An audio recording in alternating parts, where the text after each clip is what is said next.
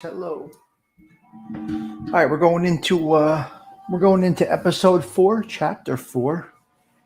This will probably it for yes, I think this is going to be it for today. This is Sunday, 7/16/2023. I hope that you guys are enjoying this series. This will be episode 4 of 20. See who pops in. As I said before, I'm doing this as pre-record, so it's a little different than when you're going live. So I just chose to do it this way, and hopefully you are enjoying it. Let's get into this one. Little Italy. Just a note: there are many Little Italies across the country. They were a very important part of the culture, a hub, so to speak. So here we go. Okay, Little Italy, episode 4 of 20, chapter 4 of 20. Italian immigrants and their children usually lived in Little Italy's.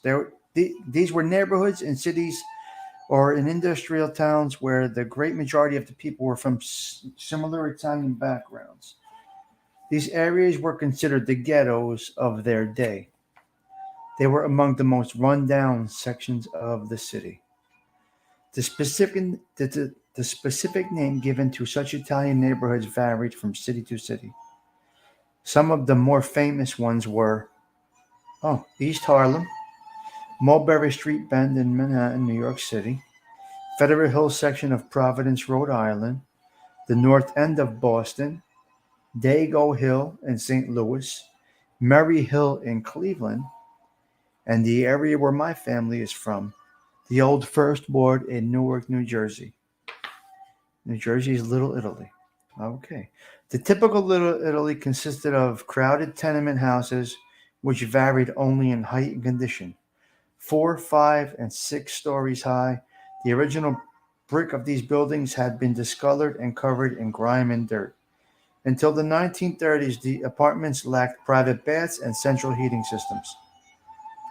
Often, manufacturing and industrial plants were located nearby, as were shopping centers, including push carts in the open markets.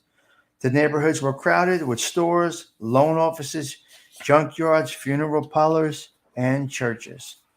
Kind of like the neighborhood I live in now, but I'm of course a much cleaner environment than this was. Uh, Italians frequently moved into neighborhoods that had previously been Irish or Jewish or even German. The small groups of these older nationalities lingered on. To say that a neighborhood was Italian did not mean that other nationalities were absent. Little Italy, crowded with many people living in poverty, had narrow sidewalks that served as playgrounds for countless children dressed in cheap clothing. Adults used the sidewalks and the house entrances as meeting places to exchange stories and listen to local gossip. It's like social clubs. The sidewalks were kind of like social clubs. There was competition in the streets between pushcart peddlers, horses and wagons, and early automobiles.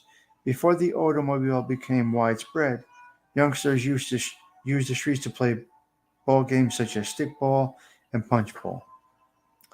The older men would find a lot where they would play bocce and they would play bocce, an Italian ball game similar to bowling. They were in these lots. They would play bocce. They would play stickball back there too. All different types of things.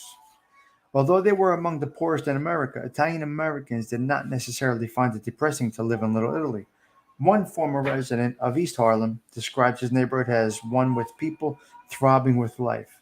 The people were active, determined, determined to not simply survive, but to go on loving life itself. See, with very little, you can be happy. Doesn't take very much, but you got to be able to accept very little. The needs. Live with the needs. Okay. Well, to the average Italian immigrant, Little Italy was America.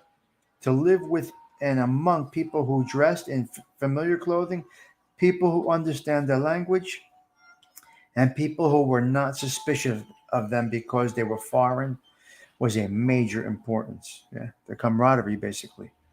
Italian immigrants also found that it was in these neighborhoods that they could purchase special Italian foods they loved, buy Italian newspapers, and attend Italian social affairs. In other words, the sights, the sounds, the smells made a familiar setting, one that made them comfortable. With having very little, they were comfortable. It's all you needed. The Italian communities also served as a bridge between the newcomers and the nation at large. The Italian social and political clubs helped to make people aware of the main political issues of the day. Other organizations conducted classes in English, and the churches, particularly Catholic ones, played a prominent role on major religious holidays. That's interesting. So they talk about the social clubs and the need of all of these things. Many of the Little Italies have now largely become part of history. Some no longer exist, while others have been reduced to a small fraction of the size they once were. On the other hand, some of the old communities survive. The north end of Boston, although not as large as it once was, is still solidly thriving as an Italian American neighborhood. Recent increased immigration from Italy finds many newcomers moving into these neighborhoods. However, the period of the great influence of these sections is over. With certain exceptions, most Italian Americans no longer live in Italian neighborhoods, although they may go back to visit or to attend special feast day celebrations. Remember, this book was written in 72. And like I said, 50 something years later, still holds true. We still go back to the neighborhoods. People still come back to the area, come back to the feasts. Keep in mind, I am literally 15 minutes from Mulberry Street in Manhattan, and I do go out there periodically. The Little Italy in Newark, New Jersey, where my family comes from, it's gone now, but we all still go back for the feasts and stuff like that. So that's it probably for today, July 16th, 2023. This is episode 4, chapter 4 of 20. I hope you are enjoying it, and I do thank you for